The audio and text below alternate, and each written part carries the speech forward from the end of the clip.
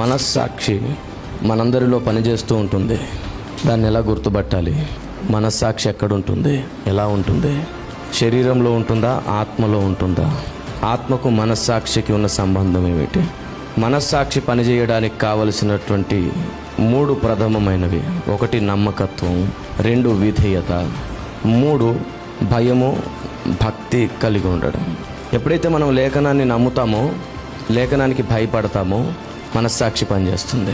2వది విధేయత ఎక్కువగా ఎవరిలో ఉంటుందో, లోబడే స్వభావం ఎవరిలో ఎక్కువగా ఉంటుందో వారిలో కూడా మనస్సాక్షి పనిచేస్తుంది. దేవుని వాక్యానికి భయపడి నమ్మకంగా ఉండొచ్చు, కొందరికి విధేయత ఉండకపోవచ్చు. ఇలా ఏదో ఒకటి లోపించి మన మనస్సాక్షికి వాత వేయబడుతుంది.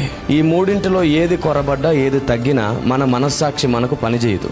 మనస్సాక్షి పనిచేయకపోతే ఏమవుతుందంటే దేవుని స్వరం వినడం జరగదు.